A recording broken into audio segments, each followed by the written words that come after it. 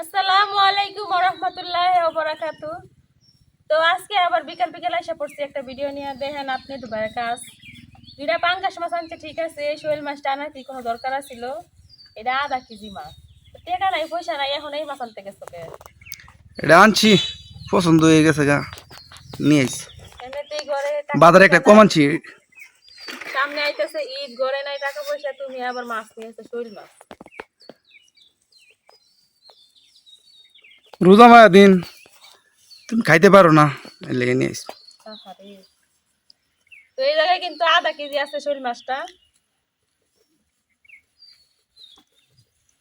তো যারা পাঙ্গাস মাছ পরিষ্কার করার বয়ে পাঙ্গাস মাছ খান না, তাদেরকে লেগে কিন্তু এটা এই যে এরকম একটা দাঁড় মাজুনি নিবেন, মাজুনি নিয়ে ডোরা দিলে কিন্তু একটা সাথে সাথে পরিষ্কার হয়ে যায়, কোনো ঝামেলা নাই, কোনো কষ্ট নাই। তো দেখেন আমি কিন্তু অল্প করে আস্তে করে যা ঘষা দিতেছি, তারপরে মাছগুলো একবার পরিষ্কার হয়ে যাইতেছে। এই দেখেন কত সুন্দরভাবে পরিষ্কার হয়েছে, এক সাইড পরিষ্কার করা শেষ। দেখেন এই সাইডটা কত কালো আর এই সাইডটা কতটা পরিষ্কার হয়েছে। এখন আমি এই সাইডটাও খুব ভালোভাবে পরিষ্কার করে নিলাম। সবসময় মাছ ধরার সময় অল্প একটু পানি নিয়ে নেবেন, তাইলে কিন্তু খুব তাড়াতাড়ি পরিষ্কার হয়ে যায়, বেশি একটা সময় লাগে না। এই একবারে সাদা হয়ে যেতেছে। তো দেখেন অল্প সময়ের ভিতরে কিন্তু পরিষ্কার হয়ে গেছে, দুনোটা সাইড একরকম হয়ে গেছে।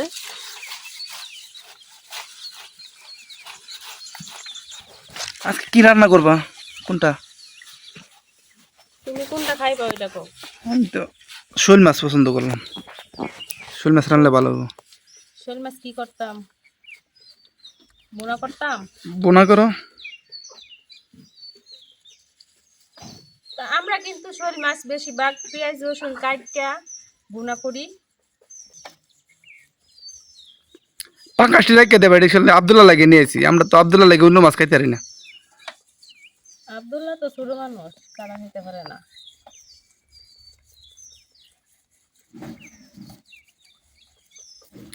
শোল মাছ খেলে ভালো আছে, শোল মাছ খেলে শোল রক্ত। শিং মাছ খেলেও তো রক্ত হয়।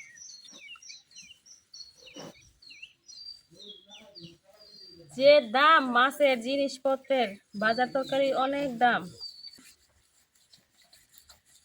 শোল মাছ কত টাকা কেজি?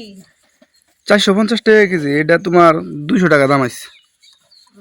200 টাকা দিয়ে একটা মাছ আনলে পুষবো? পুষতো না তো, এটা আমি বোঝানি, কিন্তু নিয়ে আইছি। অনেকদিন ধরে মন চাইতেছে।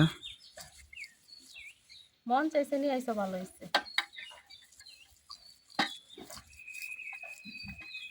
তো আপনাদের সাথে কথা বলতে বলতে দেখেন আমি কিন্তু মাছটা খুব ভালোভাবে পরিষ্কার করে নিচ্ছি, একবারে কিন্তু সাদা হয়ে গেছে, চকচকে হয়ে গেছে।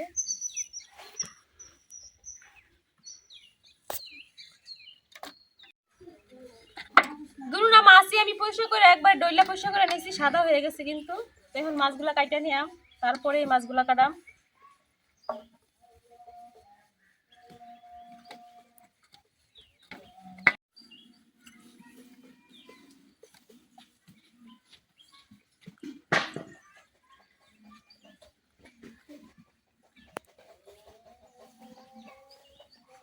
পাঙ্গাস মাছ কাটা কিন্তু খুব সোজা। তা আমি কিন্তু সব মাছেরই ঠুট ফেলাই দিই, বড় যে মাছগুলো আছে। পাঙ্গাস মাছের ঠুটটাও ফেলাই নিতেছি।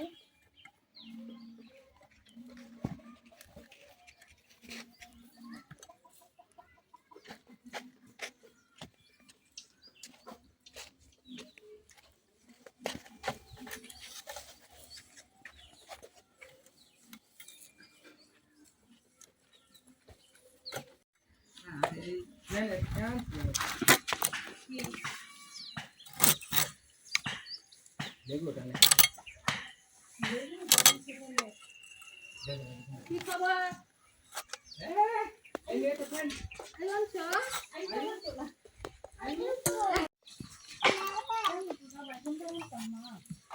তো পাঙ্গাস মাছের ভিতরে কিন্তু একটা রগ আছে, এই যে এই রগটা কিন্তু বাড়ি করে ফেলাই দিলে বাঁচতে গেলে কোনো সমস্যা হয় না। মাছ অনেক সময় বাজি করলে কিন্তু সিটা যায়, সিটা যাওয়ার কারণ হইতেছে এই রগটা। এই রগটা যদি ফেলাই দিয়া মাছ বাজি করা যায় তাহলে কিন্তু মাছটা একদমই সিটে না। শরীরেও লাগে না তেল ছিটটা। তো আমি কিন্তু মাছের রগটা বের করে নিছি। তো এইভাবে কিন্তু প্রত্যেকটা পিসের গায়ে থেকে আমি রগটা খুলে নেয়, তো হালকাভাবে টান দিলেই কিন্তু আয়সা পড়ে। তো এই যে এভাবে আমি প্রত্যেকটা পিসের গায়ে থেকে রগটা ছুটাই নিলাম।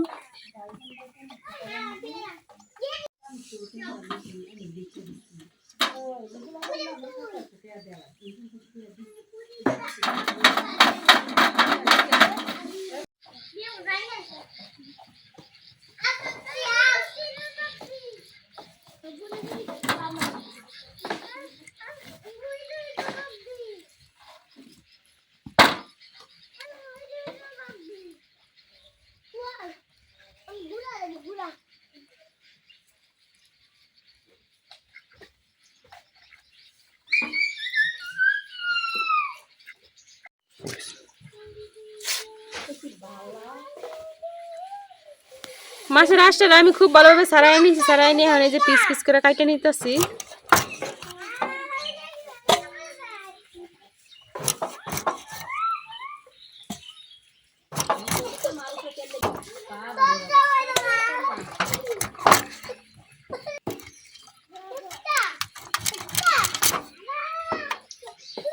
আর এই যে এটা হচ্ছে মাথাটা, দেখেন কত বড় মুখ। তো এই মাছের ঠোঁটটা আমি কাটা নিলাম।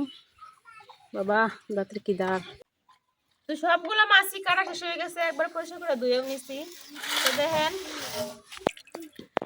তো শৈল মাছ কাটার পরে এতটুকু হয়েছে। আর এই যে পাঙ্গাস মাছগুলো এতটুকু হয়েছে। পাঙ্গাস মাছে কিন্তু অনেকখানি তেলও হয়েছে দুইটা মাছ থেকে। তো মাছ হিসেবে তেল ঠিকই আছে।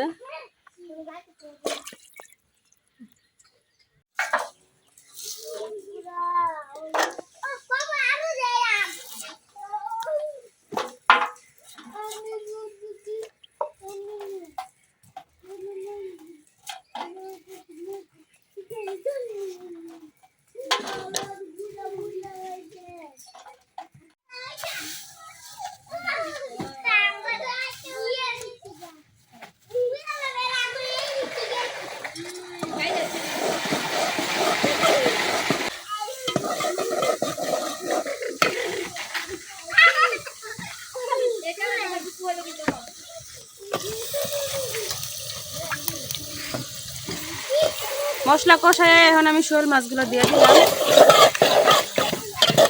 এর মশলার সাথে মাছটা কিছুটা কষায় নেই।